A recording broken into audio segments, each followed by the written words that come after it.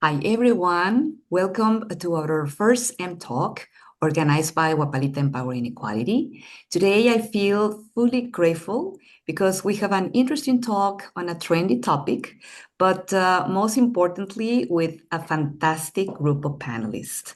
My name is Aideli Rios. I welcome you. And first of all, I would like to introduce you, our moderator of our talk today. And we feel very grateful to have him. This is a very big honor because he is our educational program leader. His name is Daniel Llort. And before starting with this talk, I would like to talk a bit about who Daniel is. Daniel is a civil engineer who lives in Riyadh. He's Mexican, and he's a person, a professional with a very distinguished career in the civil construction. He holds a PhD honoris causa in the strategic infrastructure. He also has another PhD in construction. He's also a professor, a conference speaker, a researcher, a trainer, and entrepreneur. And well, Daniel, an honor to have you here with us. Much appreciated. And the stage is all yours.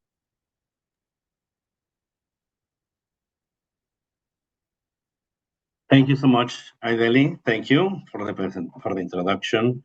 It's my honor and it's my pleasure to be here, especially in this first session for M Talks.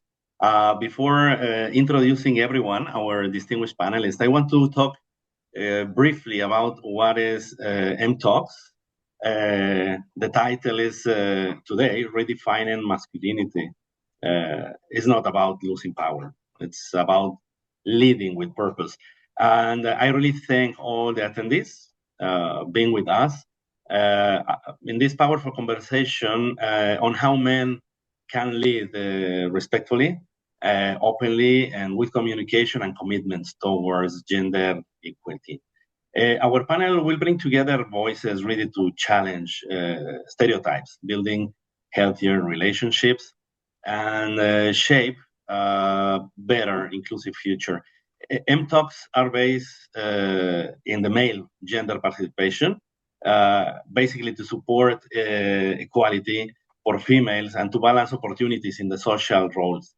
Wapalita pretends M-Talks to have the male voice to promote all those values that will create a more fair social condition for everyone.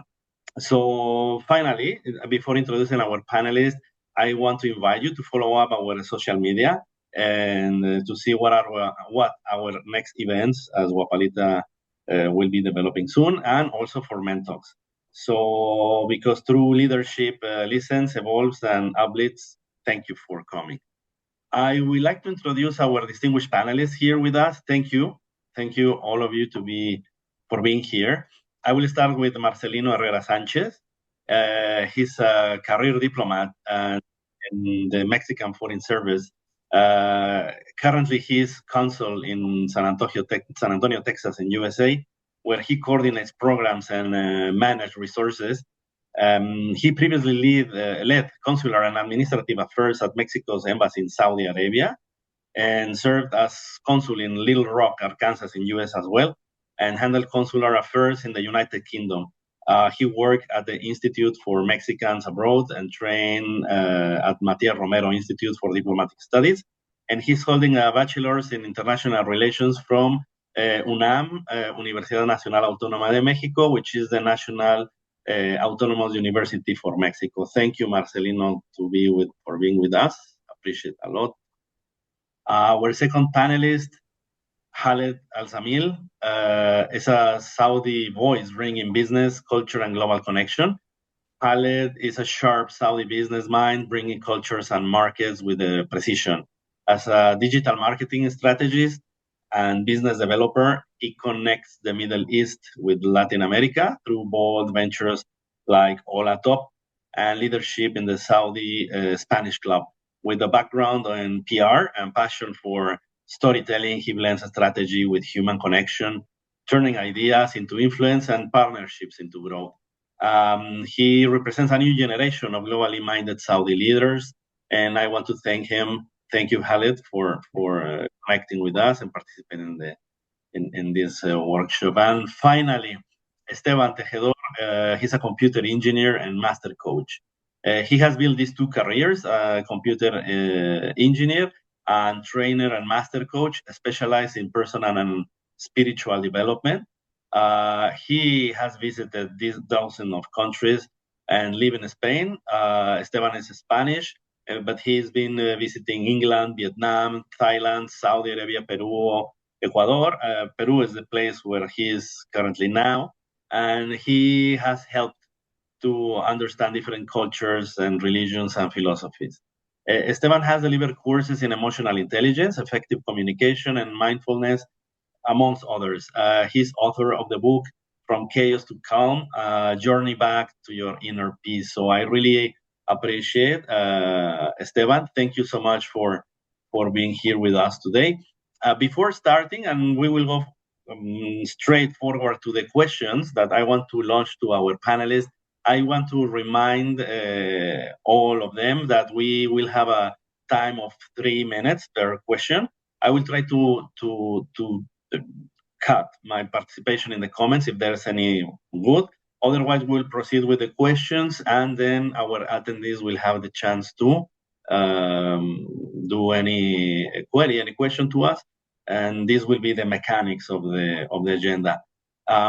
We pretend this to be a 60 minutes talk, and then approximately 15 more minutes for the questions, and whatever question will be in the air that could not be replied or an after question, we'll be delighted to reply by email to all of you. This session is recorded and you will find it in the social media channels. So once I've said that, I would like to jump into the questions directly.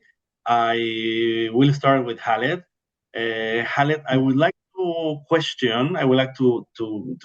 ask you this: how do traditional gender norms limit men's emotional and personal growth? Well, first of all, thank you so much for this opportunity to talk to you guys and to bring this kind of topic.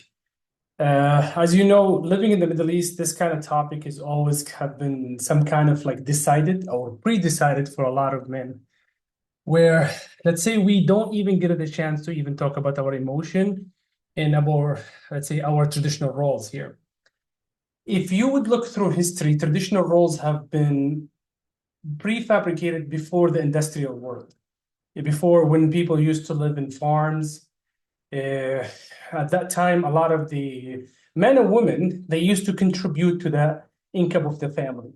And then when we came to the, let's say, the industrial world, we start to see the mismatch or disconnect between what we call it the traditional roles and the society life, where, let's say, a lot of men kind of like expect the women to just stay home and not contribute in any way because that affects their ego in somehow. And what I would say most of the time is that traditional roles have to be rethinked today in many ways to actually see if they actually fit society today or not. Most of the time, let's say, where I grew up, let's say in Saudi or in the Middle East in general, those traditional roles have been kind of like told us like, you are a man, you're supposed to do this, this is your roles. And any way to attack that, any way to, let's say, think about like, let's say, hey, no, you're not supposed to do this. It feels like an attack on my masculinity. And that's not correct. Over the time, society shifts, even society behavior shifts. So what we've been sold as a traditional roles could change over time. So that's my idea about them. Thank you so much. It's really interesting how you are linking here the traditional roles of the society and how we are linking also what I think is a very interesting concept, which is the affection of the ego through changes, right? It's very interesting. And I coincide with you in big time on this. So thank you for the answer.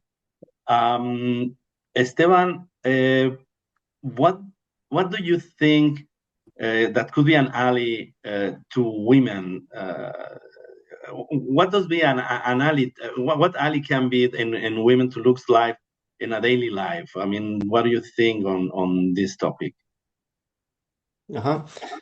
Thank you, everyone. Thank you for having me here. So, responding to your question, it's quite simple. It's to be an ally to women as with men. I mean, it's like treating a woman as if you could treat everyone, right? Men or women. That means mainly with respect, with support whenever it is necessary. And well, if you have any position that you can help more actively apart from doing things normally, also it's a good support for women, right? So if you are a manager, let's say in a company, and if you see any behavior that is not appropriate, of course, you can use that position of privilege to defend the woman, right? Or, for example, if someone is in your group of friends talking, chatting, and one of them says something not very appropriate about women, you can question that to that person, right? So, in summary, it's just to treat as human, as like friends, and you can be more actively supporting women. For example, doing this webinar, doing actions that make people think how to better treat women, no? Like in this case. Thank you so much. Yes, I think, and maybe we will talk about this later, how the human aspect is very important. You mentioned humanity, no? It's about gender cooperation, but that let's treat with the rights that we all want to have. So I think this is a very basic point. And of course, that's why we are trying to promote this type of communication and dissemination of ideas, and how finally in the 21st century men we talk, we think. Yeah. So thank you for your answer. Marcelino, my question to you is, what do you think are the common mistakes men make when trying to support gender equality? I will start with something that happened to me today as an experience that it's probably one of the most common mistakes, is that we do things that we don't know that we are doing. I mean, it's like we do on consciousness, because our brain is being constructed that way.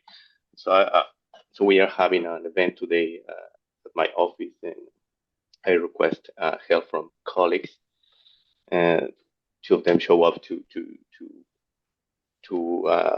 help, male and female, and the first thing in my head is giving the coordination of the band to a male. For what reason? Sometimes we have in our brains like the leading position as a man. So I guess one of the things, even we support and we think we do, when we have to apply those to our social or our daily life, sometimes we don't do it. And I think one common mistake, and like this kind of workshops or events or help us to understand these mistakes and put them on our brains so we don't repeat them again.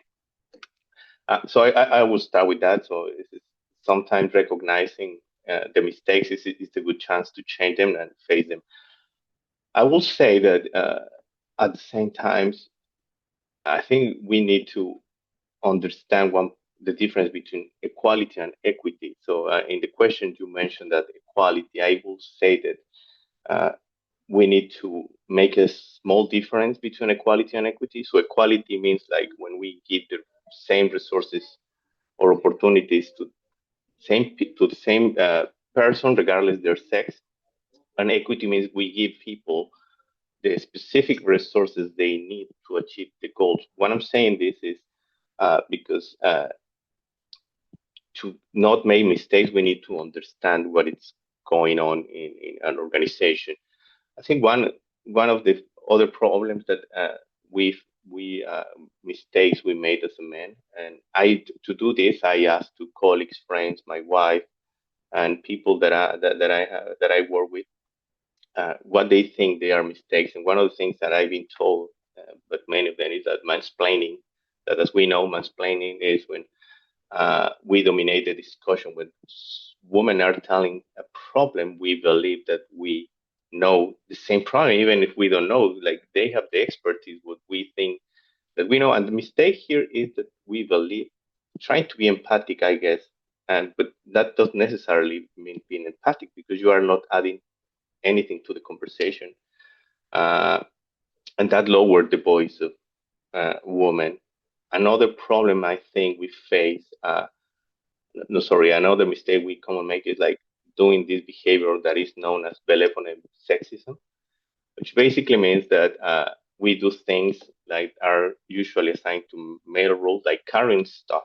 So we see a woman carrying stuff in our brain, we just help them. What we need to do is we need to help people no matter what they do. So if you see a male friend or carrying a heavy stuff, you help them because they need it, not because of female. We are capable to do the same stuff, and you need to help. That's one small example. Another one, I guess, is seeking for gold stars. So as a man, and one common mistake is we get home and we wash the dishes, we take care of the kids, and we believe that we need a star for that. Like, we are doing something exceptional, and we don't. That's our responsibility, as well as when we are on a home, and when we are on a family, or when we are in any kind of association, or with sharing.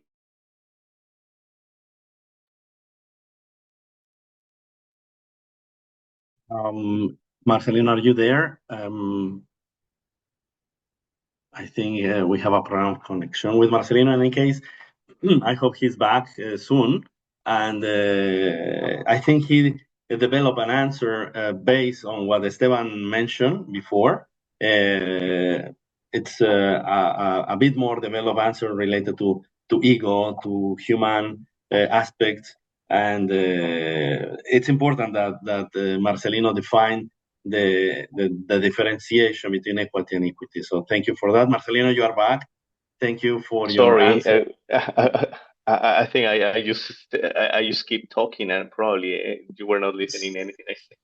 Sorry. I was pointing quickly that you give a very precise answer based on some points that Esteban already defined as a general. So you went a little bit more deep. This is my thought, and thank you for defining the difference between two concepts.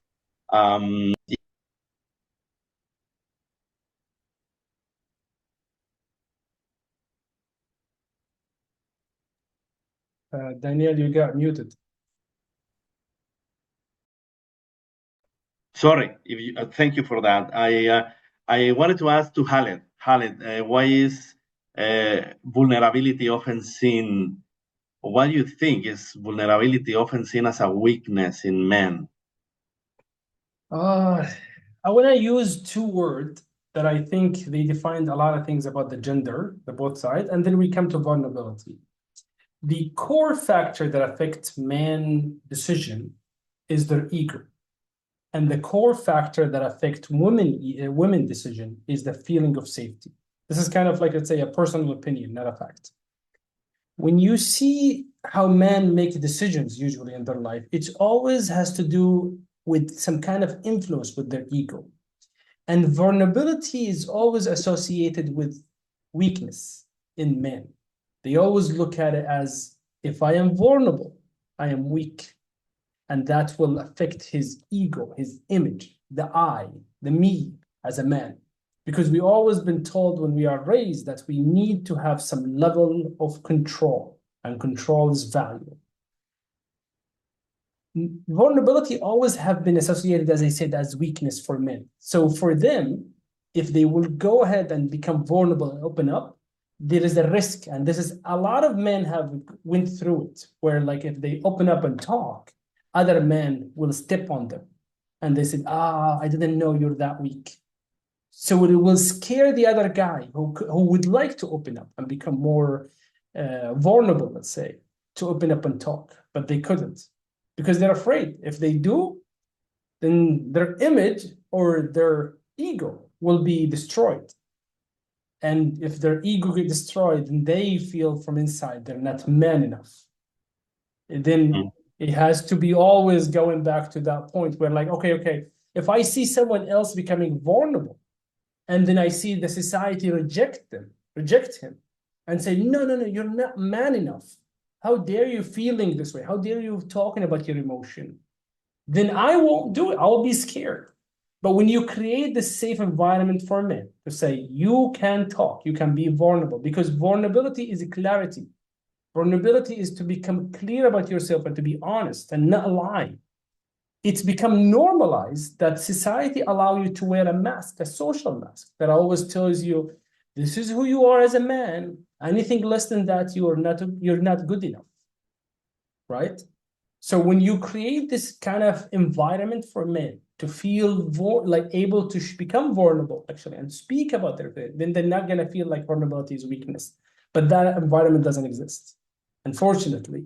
Especially where I am from, the Middle East, vulnerability will become, and I will say maybe in the Gulf, especially, that's manhood is a big deal. That we always have to have this kind of, you gotta be this, you have to have a mustache, you need to have this much hair, you have to have muscle, you have to do, and it's like there's always a list, there's always things added to the list to what is it to be a man. You know, like how much money you have, how big is your muscle, or whatever, how tall you are. They make it different.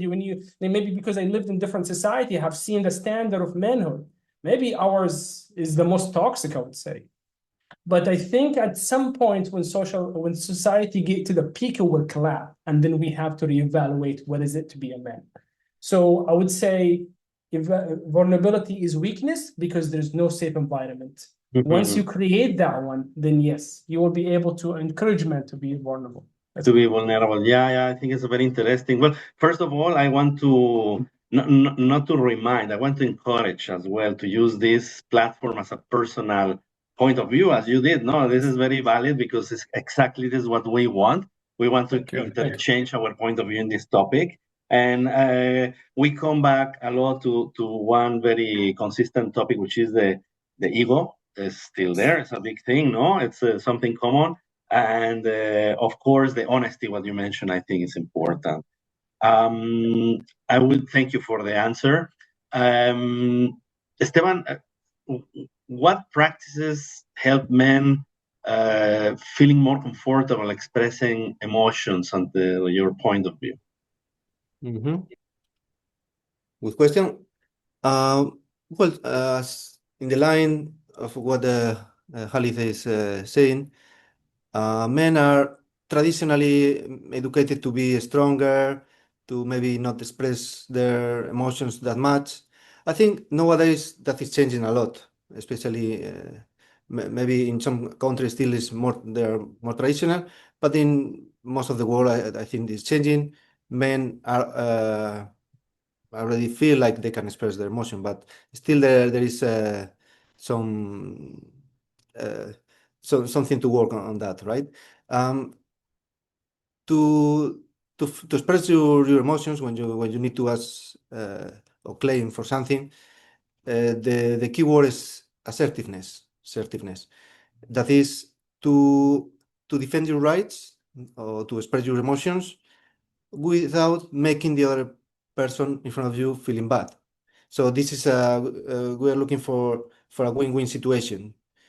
You don't want to leave things as they are because you are feeling bad with that. So you want to change that.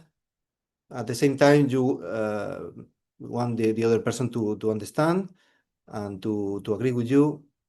So as I say, it's a win-win situation. Something that is key in assertiveness is to express your emotions indeed. Especially if you are claiming for something and you are calling the other person like you are doing this, or maybe insult in some way, you are silly or whatever, that person is going to make a defensive position. So it's going to worsen the situation, right? So, but if you talk from your side, from your emotions. If you say, I'm feeling this way, I'm feeling bad or whatever, the other person cannot say, no, you are not feeling bad, right? So that is key to defend your position by expressing your emotions. And well, there is a technique in four steps. The first is to describe the situation objectively. So this is happening like this, no, not making some like the first step is not expressing your emotions, just describe the situation objectively, right? The second step, that is when you say, I'm feeling bad because of this, because of that. And it would be helpful see if you do this the things in this other way, right? And then the third step is to ask for you want. And the fourth is the magic words, thank you, always be grateful. So for example, you have a housemate, could be a girl, could be a man, but as you said in the first question, is a matter of treating as humans, not distinguish between men and women.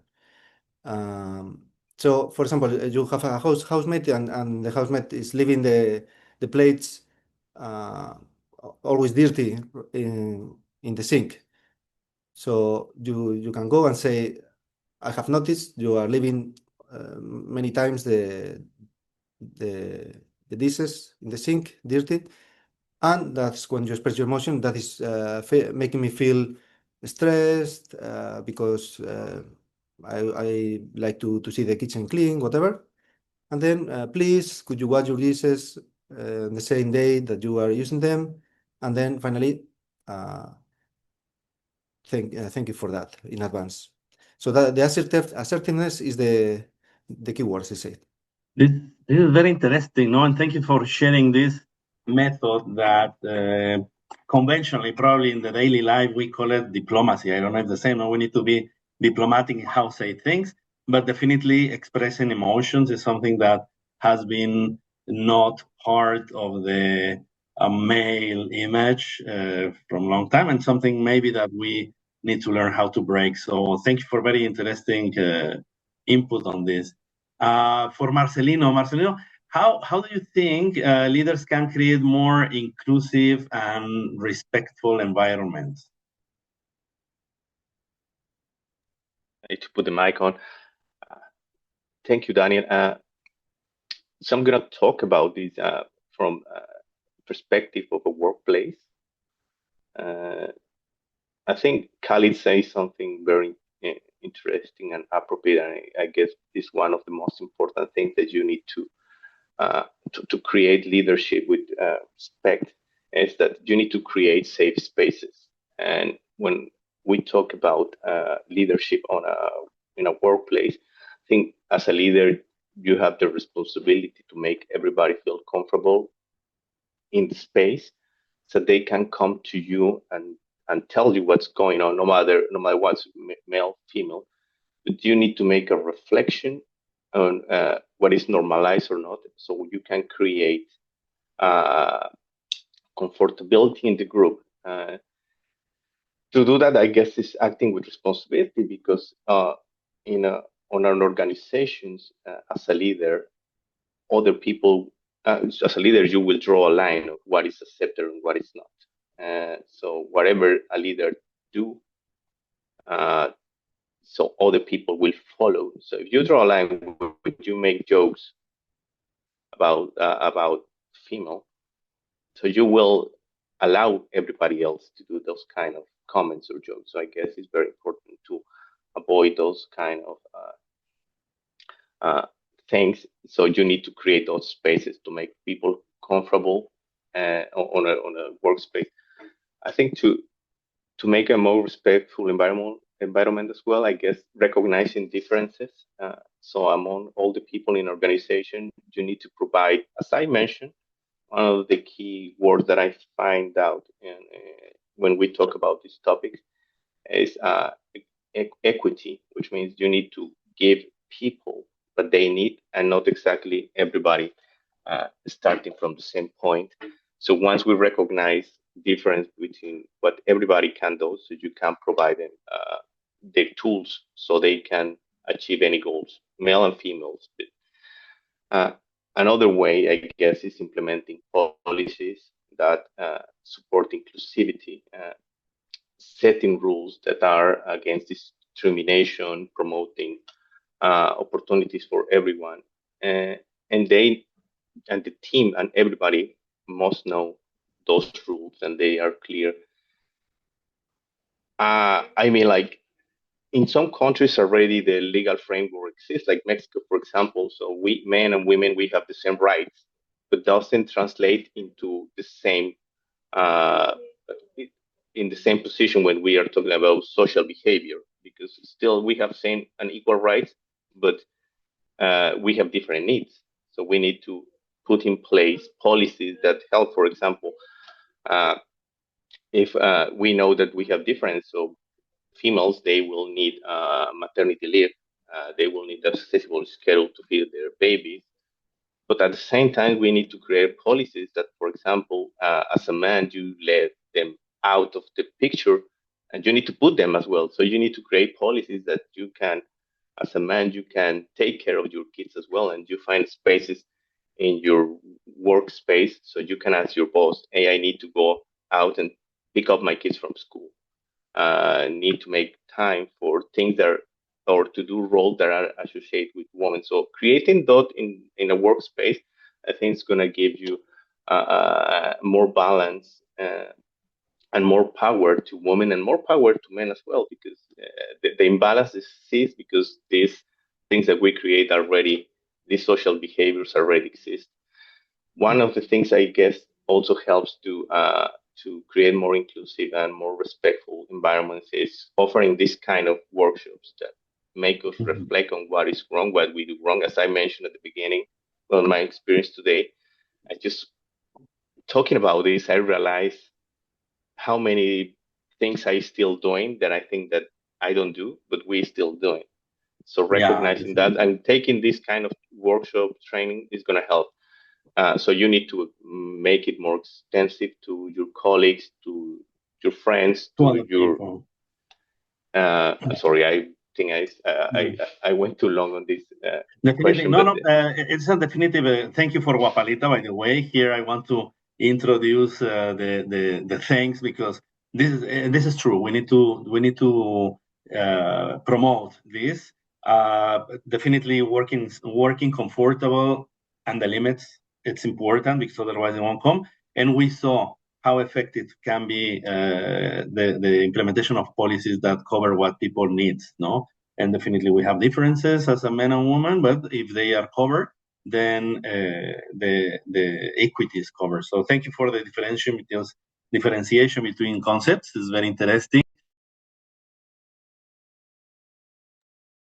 Again, Daniel, you're muted. I'm so sorry. I'm here to save you. It's okay. Thank you. You did already 2 times. I just wanted to thank Marcelino for his answer. We will come back on that later. But what he appointed, I think, is very interesting, and we saw it works. It works in different places, so it can work everywhere. For Khaled, I think you read my lips. In any case, I'm repeating the question: what role do men play in transforming social norms? Well, we men are not participant of the system. We are the architect of the system. We are the 51% veto power in the system. And with that power, we understand that we are the reason of everything we complain about in this thing. Everything we men don't like about the system is because of us. Most of the social rules that we complain about women and stuff, anything has to do with gender rules that we created. And I always say, when you reward a behavior, the brain will justify it. When you see men reward behaviors in society, then your brain will always encourage you to do it more. As responsibility comes to us, to say that we are responsible to change a lot of society, then it's on us and we need to stop blaming the other side. And each side have to say, okay, we hold ourselves accountable of this. It's basically to use emotional intelligence into the modeling of leadership, of changing, of anything in society that we want to change. We need to use emotional intelligence. And that's something doesn't even discussed always with masculinity. We always look at emotion as something irrational. And we should just use the ego as a decision maker for a lot of stuff.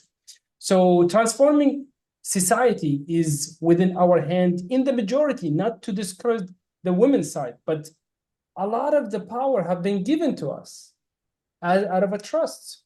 So it's on us men to start to hold each other accountable for this. Okay? And then to decide how we change it with consulting of the women, with involvement of the other gender, is not to say not to decide for the other gender.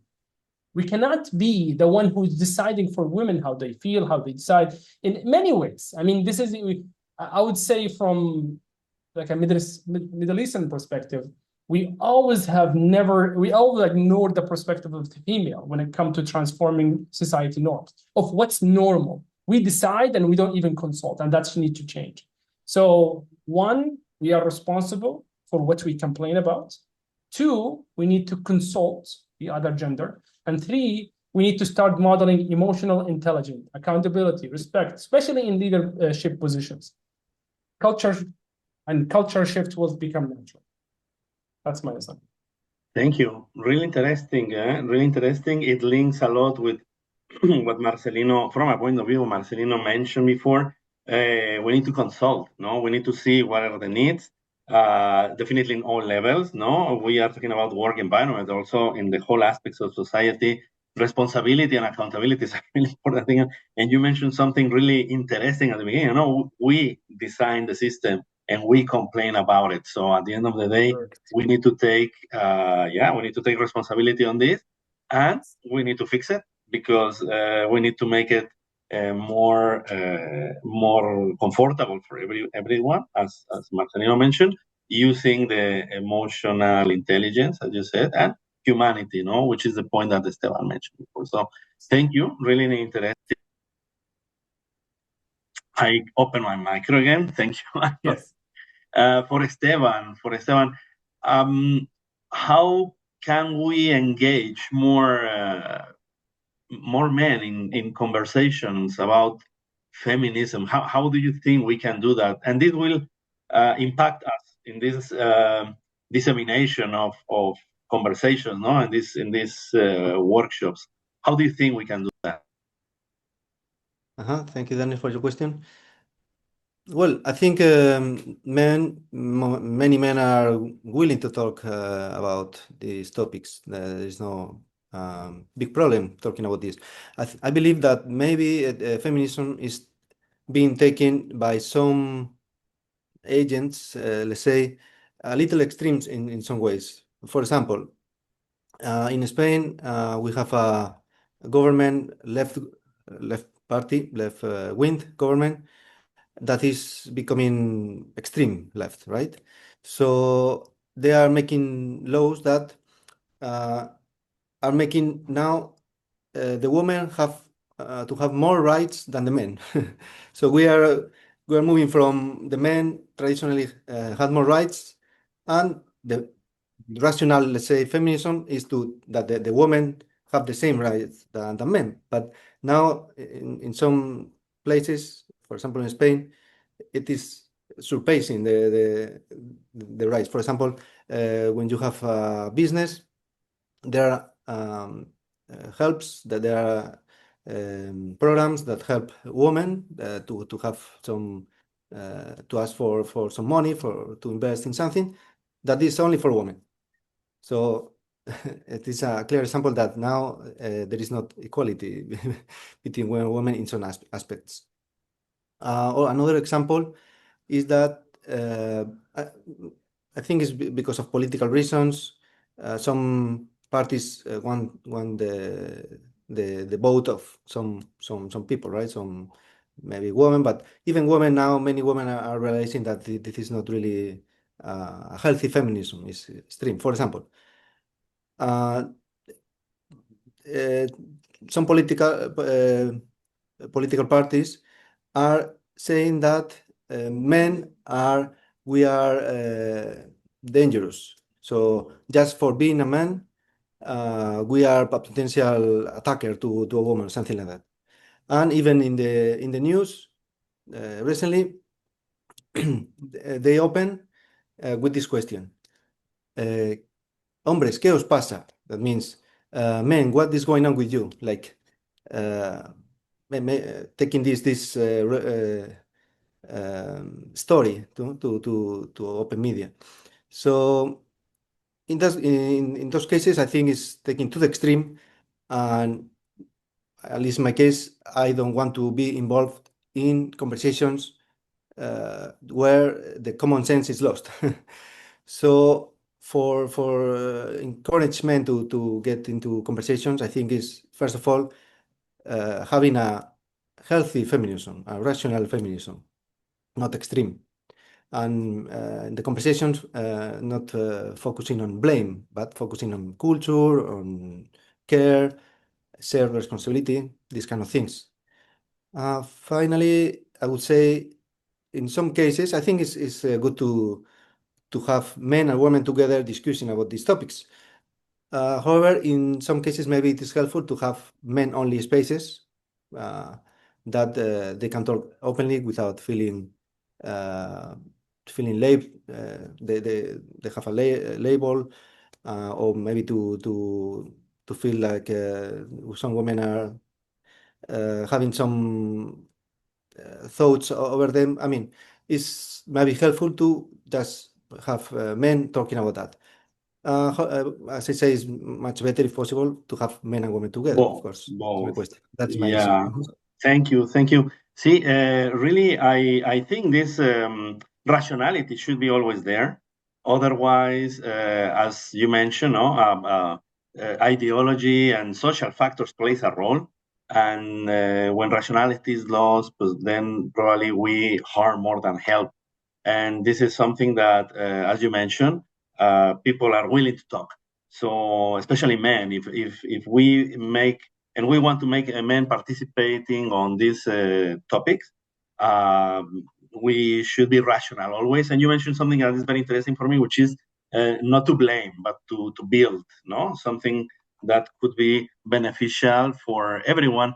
On the topic on feminism, I'm going to propose maybe later on we can discuss specifically about this topic and how evolution happened and where are we and how feminism and I wouldn't say feminism. I would say the social development should be, as you mentioned, rational to go in a good end for everyone. No? But it's really important. So thank you for the answer. In the next one, I would like to ask Marcelino.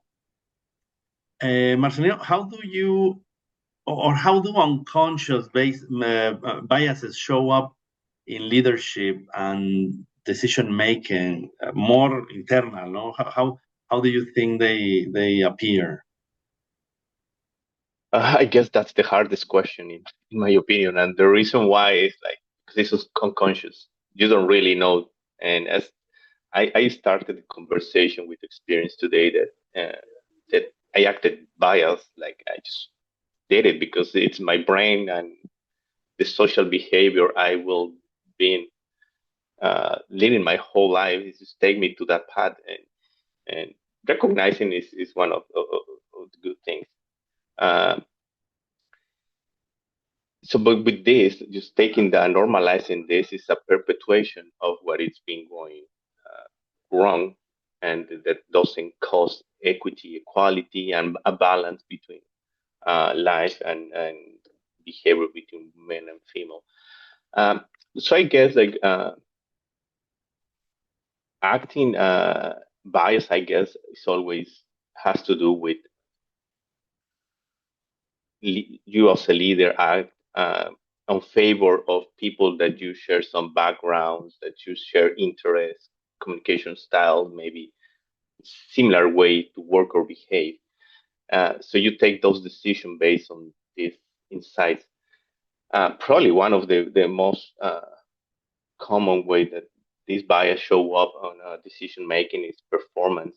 Like usually we overrate men over the potential than a woman. Usually when a man take a decision, we call it as an assertive, as a positive way, and when woman leads, we call it as aggressive, exactly for the same behavior. And and you see that someone told me when I was talking with colleagues that we associate like leadership with men as man as a leader and woman as someone difficult to work with. So I think that's one of the biggest bias that we show up in spaces. Usually we attribute and we give credit to man as well. And as a good thing, and when we attribute a woman's success, sometimes we place that on we may think like that's because of some kind of good luck, some help, and we tend to minimize leadership on women, and that's another thing that I guess we have bias. One of the other things, like how we bias, and I found this concept on that I found that is one of the most common is maternal and paternal bias. Like when we see a father, we tend to see as a committed person, and in I'm talking about workspace, and when we see a mother, we usually believe that it's going to be, we attribute that as a distraction in the workplace. So assigning those roles put women in disadvantage because, as I mentioned before, so when you put in place those practices like paternity leave at the same time than maternity leave, so you can create a balance because both will have the same opportunities, starting from the same. Because I guess like the equality will be the goal, and the path to reach the equality is going to be the equity. So because you will give in people what they need. And I guess another bias is assigning roles according to physical characteristics. This is one of the most common. It's you assign roles to people according to, and it's bias. It's in your brain, and it's very hard to deconstruct that. And I guess one of the key words for this that I like is deconstruction. Mhm. But we need to learn to deconstruct ourselves and how we learn all of the things that we learn. Then it's difficult. I will say it's difficult. It's not easy because, as I mentioned at the beginning, it's you try to think and you think that you are supportive, and it becomes just a symbol. But in practice, sometimes you don't do it, not because you don't want. It's because you don't know how. Because it's there. society takes you there. Yeah. Yeah, definitely. See, what you mentioned, balance is really nice to have in consideration. No, personally, me, I remember I was about to take the Spanish maternal law for some days. Some days I couldn't. I wish, but still, we don't reach to the point that the father and mother, both parents, can be at the same time. No, so this is something maybe society needs to work in. But maybe it will be interesting to know later on, as a curiosity, how much of this social build internally we have it because of social for centuries, and maybe it has some even genetic component already because it has been there always. No? So it's there and rebuilt. It takes effort, but yeah, I think these differences sometimes are more in our head than and internally than in the reality, and then we take it into the practical world, and we don't make this balance happen. So thank you for the answer. For Esteban, no, sorry. For Esteban, how can we raise boys with values of respect and equity? How do you think? Well, children learn by imitation. So first of all, it's about being lead by example, right? If you have a family, pues like, of course, treat your wife as she deserves in a good way.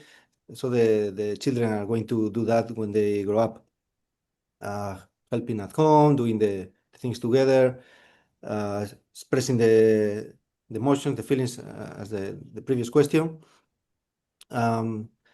Mind your words. Sometimes when you are angry, can say things that are not so appropriate. So mind your words, your expressions, and not only at home, also in any situation. For example, if you go with your children to a restaurant and you treat the waitress in a bad way or say something inappropriate, of course, the children are going to have that recorded and potentially imitate that behavior in the future. So always lead by example with respect. As I say also at the beginning, respect is the key. And it should become a matter of routine, the respect, right? Not only to women, to all people, as I said also at the beginning. So leading by example is the main thing. Also, when appropriate, you can chat with them, explain these topics from your point of view. So that is also can be helpful sometimes. And I would say, well, for example, in Saudi Arabia, it's not that normal, but in other cultures, it's more usual that when the children grow up, they can play among the children, either men or women. So if they get used from an early age to have to play at the beginning or to have any experience with like friendship with the women, that is also will be helpful for the future when they grow up, because they are used to see women also as friends, not only as maybe a wife or other things, right? So that is what I would say. Lead by example, respect, and sometimes you can talk with them and explain the things as well. And this is something that I think even when we are parents, some of the from the pediatric point of view, this happened to me as an experience. How to do it, as you mentioned, our kids learning with the social involvement through games, but letting them know that this is good and is normal and should be like this. It's important. When we come back for know how to say things, how to behave, which is the basic of respect. So thank you so much. Daniel, the micro. Sorry, I should be touching a button. Thank you. I wanted to go back to Khaled, and I want to ask him again about biases. What do you think are the most common unconscious biases men need to confront? It's related to the topic that Marcelino talked about, but what do you think about it? Well, biases, there's a lot of biases, I would say. And one of them is that we believe emotional are irrational. We always look at, let's say, an emotional as something unproductive and not things we should consider in anything, you know. One of the things is that a lot of men say is that women are more emotional, and therefore they think that's we should not take their opinion or something because they judge by emotion, and that's wrong, because we men are also emotional equally to as much as women. Just because women express their emotion doesn't mean their emotions is less or wrong, because it's a problem in us if you think that we actually don't have the environment to express our emotion too. We suppress our emotion all the time. And then we act as like, okay, I don't have emotion, therefore I'm more logical and more serious. But emotion has more to tell you about how you feel of the decision if you want to take. Are you taking the decision because you really feel that this is correct? Or are you just trying to protect your ego without looking at your emotion or how you feel about it? Another way is that, as they say in the US, my way or the highway, is that the biggest belief they have is that their way, the man way, is by default is the correct. Many men growing up, they always looked at their perspective as the logical, the correct one, and more objective, let's say. And that's the issue, was we've always been told that, okay, no, just you're the guy, you're the man, you're the logic, and the women's perspective is just an opinion that should not be taken serious. And when you bring up this to the surface, a lot of men actually hate us when we talk about it, because it's the painful truth that we men always hide, you know? It's okay to come into those conferences and talk like, oh yeah, we love women and we should be equal, but do you really? Are you really honest, or you're just trying to pretend, you know? Because it's always our ego trying to tell us, protect your image, protect how you look like. So maybe I'm here and just wearing a mask. It's like, yeah, I care about you as a woman. Do you really care? Would you really take the steps to do something to fix it? Or are you just BSing, sorry for mine, or are you just trying to look nice, you know? And trust me, in society, there is a lot of people with masks. And I don't know how we would be able to give men the ability to take off their mask and to tell them like, hey, show us the truth. Show us how you feel. Let's talk about your opinion about women. And they say, no, it's okay. They're our sisters and there are sisters and mothers. It's just talk. But when you come to reality, I don't think there's a lot of honesty there. And there's a lot of ego that actually make them don't want to come to it. So there's a lot of biases in this. Yeah. It's really interesting. I will refrain of any comment, and then I will give we have space for 4 more questions. But 4 more questions, I will reset it in 2 minutes, and 30 seconds before finishing, I will tell you, readjust to fast, and then give a space to our attendees. It's very interesting, so I will proceed directly with Marcelino. Marcelino, what behavior should men actively change in professional settings? What do you think? I will tell you, you are 10 seconds before finishing. Okay, yeah. Well, I'm going very quick. So I guess one of the important things is interrupting and talking over others, talking especially about women and says we usually, when someone is talking, especially a woman, we used to talk like we don't want to be behind, and so we talk.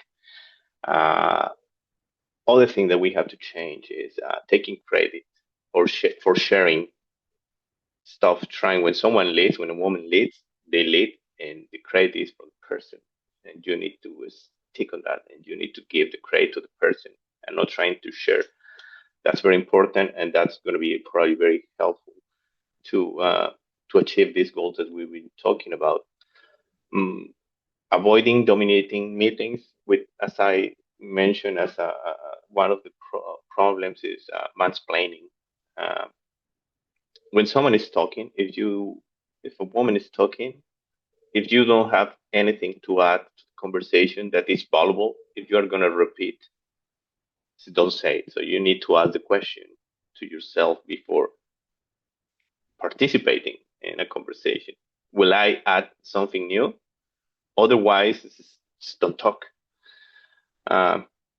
Avoiding soft work. I think that's one of the things we usually do. We don't, as a man, we don't take some roles. So when we have a meeting, and who's going to take the notes, and we escape from that responsibility, we usually point, and it's a common behavior. We point female. When there is a plan, men usually say like, who plans better, and we assign that role to a woman. Planning, secretarial work, personal assistance. I've been working for years, and all the time when there is a male boss, when they need a new assistant, guess who they are thinking? They are thinking, who I need a female personal assistant, never a man. And it's very rare that you find this position, and that's something I find out interesting. I think another thing that Thank you. Sorry for that. No, sorry. No, I Yeah. finished. Okay. Really, thank you. Remember that we will have this session recorded for all the attendees, making or creating their questions for the after session. Thank you. You're muted again, Daniel. Sorry, I'm jumping to Khaled. What is Every time you come to me, you're getting muted. It's always you, and it's always you. Thank you for saying. What is one change you have made in your own life regarding masculinity? I will tell you 10 seconds before. Thank you. Oh, okay. So a change in my own life. I think listening, one of them is that when I listen to women talk, I become more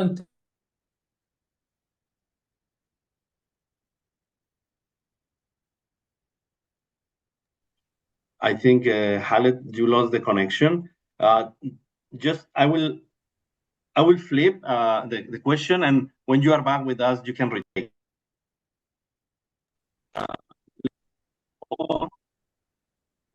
Esteban, what advice would you give to younger men today regarding these topics?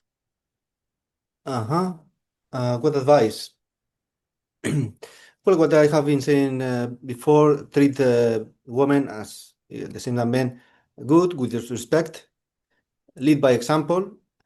Also, something that my colleagues has been commenting that men have usually had the role of control, maybe dominance traditionally, but that is changing, and we don't need to feel that we need to be in control all the time, to let women have their own control, of course, and to be caring, to be listening, asking questions, seeking help, expressing your emotions, as we said before. Also, something that we must consider, because men and women are different. Women have, well, something that we don't suffer, the men, that is every month they have some days with the menstruation, and that makes like a dance of hormones in their mind, in their feelings, and they might change the feeling, the behavior, maybe a bit unexpectedly. But we must understand that. We men must understand that women sometimes have this chemics chemical in their bodies, right? So acknowledge that. And well, there are a book they call, I think it's Men Are From Mars and Women From Venus, I believe. So it is well explained that the behavior of men and women is different. So we must understand the other part and adapt accordingly, and acknowledge, understand how they act, and find a point where we can both understand well. So when I would say to the younger men that when they grow up, when they are young, but especially when they have a family, if they have in their lives, that they must have that in consideration. Especially, well, now in many parts of the world, there is more, the roles are more equal in men and women, in a couple, for example. But traditionally, we had this role of the men sustaining the family, right? And Sorry, 10 that seconds, Esteban. Sorry for that. so that model of a family is perfectly working in the history of humanity. So when the man has this role, for example, brings the money home, and the woman don't bring the money, but that doesn't mean we are going to treat them that they are less than us. So Yeah. because to acknowledge that they also help a lot in the house, with the children, etc., right? The society in general. Mm-hmm. But thank you. Fortunately, Khaled is back with us. Khaled, do you want to retake So my to be PC finalized after you with what more? So thank sorry. Can I answer it again? Because sorry, my PC just suddenly decided to turn off. Hold on. Can you hear us? I think now Daniel. Everybody is taking their turn in this, you know? Yeah. So I can take the question that Daniel was asking. He said, what's the one change you made in your life regarding masculinity? And my answer I was trying to say is that listening, actually. And it's super important as us as men, is that when we listen to intentionally to try to understand, not trying to respond and solve. Every time we try to be every time we try to listen, we are trying to always say, okay, how can I help this? How can I solve this? But that's not your job all the time. Your job is to always understand. When a woman talks to you, she's trying to tell you something, understand it. And then if she asks for the help, you can offer it. You don't have to put yourself in the position where you are trying to solve everything. That's kind of like overstepping your role all the time. The other one is actually associating achievement with masculinity. Is that my masculinity is tied to what I achieve. And if I don't achieve, then I'm not man enough. That's wrong. Completely wrong. No matter and it's put so much pressure on the younger, and I can tell you myself, I put so much pressure on the younger generation, especially when you are just out of high school. You feel like you need to achieve, you need to prove yourself. I mean, I see this in the workspace where the younger generation, they feel like we're trying to prove something. What are you trying to prove? It's okay. You're still young. You feel like you're listening. You're 18. I'm 32 right now, and I feel like I'm still got so much time left in my life. Okay. So yeah, that's just my two changes that I made. Yeah, really, really good. And I was feeling some identification with that, by the way. Thank you. Which is true. Thank you so much. The young part, that's the one you're talking about? Not that one. When I was young. Oh. Thanks. A really interesting panel. We could be talking here for hours, but unfortunately, the time is what we have. Before finishing with this is the last question I will send to Marcelino. I want to appreciate your time, your answers. Especially in me particularly, I have some inputs that will change my point of view on this topic positively, definitely. And thank you for that. And after this question, we will pass to the questions from the audience. We extend a little bit more, but I think. Marcelino, the last question, please. What resistance do men face when they step outside the traditional roles we have? That's a very good question. I guess the first one I will say that the resistance is from other men, definitely. When you are acting and you are living your traditional roles, you may be called like a weak or soft, not a real man. If you take your right, like I was saying, like your parental leave, or you express your emotions, or just then there is this fear of when you try to leave the traditional role. I guess at the same time, from institutional norms, organizations, countries, in some countries, like I will say, for example, in Mexico. So for female, we have maternity leave, which is usually 3 months, depending on the institution, but usually it's 3 months. And for men, you have 5 days. So the resistance comes from the institution because you have exactly the same responsibility with your kids, but you don't. There are some countries I was making the research, and I'm like, in Europe, you can go from 10 to up to 160 days, which I guess is amazing because you will share with your partner this responsibility. Assuming, for example, that means that we are available all the time, that we can travel for business trips. This is doing that's resistance coming from the institutional way. One that surprises is like the resistance from women themselves. Especially sometimes women, they expect the traditional role with the benefit of this idea of feminism. So I guess like trying like the man leads, like the man is the provider, the man is who that resistance from women is one of the most difficult to fight because it's very hard to find a balance when you still have this.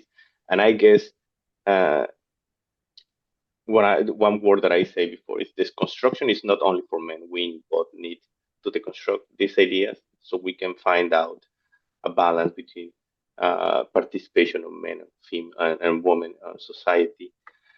Um, One of the things I say, and I want to and pointing Khalid, something that we associate women with emotional. I will say that I found out that as a man we are very emotional too, and he said, and we are definitely, but we don't say it. One of the things is that as a man, and you try one of the resistance is it with yourself. You Mm-hmm. censorship yourself, self censorship, and what you do is you don't express your emotions. Sometimes, with my wife, for example, sometimes I want this behavior is associated to female, but I guess it feels as well, but you don't say it, and probably the first time I will say it is sometimes you want that your partner gets what you want. It's not only a female thing. And sometimes when my wife, if I'm craving, I don't know, an ice cream or a beer, and she brings me a beer, it feels great, and because she gets what I want, what I need. It's not we are more equal than we believe, but sometimes we don't accept it, and the more we accept that we are more similar than we are not, is how we're gonna find the balance. And one of the things that also Khalid says is listening is key. Mm.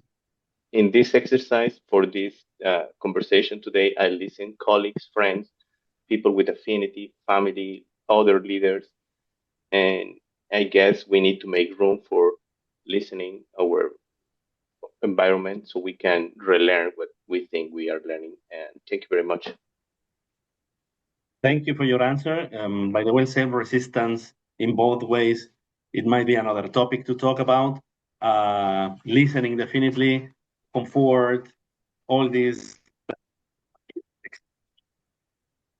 point of view, and that promotes this final goal that we all want, which is to have more equality and equity, as you mentioned before. So I wanted to thank you all for your attention, for your answers. I put in our chat to see if any person in the attendance they want to do a question. Um, Please do it.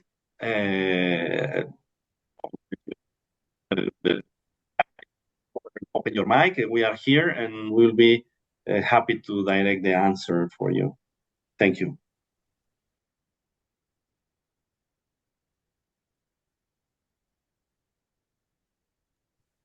Ideli is raising her hand.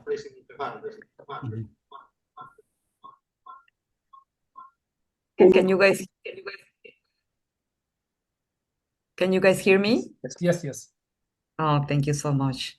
Well, I don't have any particular question because I really enjoy the whole talk, and it was very, very fantastic to see different points of view, different perspectives from men who were raised in different cultures and in different societies. And at the end, we can say that we are all the same, no? I mean, as individuals, we have been raised in societies with stereotypes, and now it's time to really break those stereotypes and to really have more awareness about what the world is needing right now and what other society is needing right now. And it's fantastic to hear a group of men like you with this authenticity, really with this kind of engagement and commitment to really do your best for building good relationships with the society, and most importantly, to make the society understand what is the meaning of those concepts, because sometimes we get lost in what masculinity means and what feminism means. there are still some stereotypes about these definitions. So it's important just to define and clarify what exactly that means. And I'm very happy to have this opportunity to host this talk on behalf of Wapalita. So for me, only big thanks to each of you. And thank you to our moderator, Daniel, for fantastic job, very well-structured questionnaire, and a very good job behind the scenes. And also to our panelists who are today joining us from different sides of the world with different timing. And I know that this is a weekday and it's still morning on the other side of the world for Esteban and for Marcelino. For us, Khalid, Daniel, and us, of course, we are on the PM time and about to conclude the day. But for you guys, it's really a big honor to have you and to have people like you really committed with this mission. Thank you so much. Thank you, Idali. Thank you. I just want to thank again for our panelists, their time. Of course, Wapalita, to think on this topic. Bless you, bless you, Marcelino. And I think we can. This is only a start point for a very successful series in the future, inshallah, for these talks that will finally provide a very good input to the society. So thank you again to all of you, and evening. Appreciate that. Thank you very much. Bye bye, Nice to everyone. see you guys. Thank you.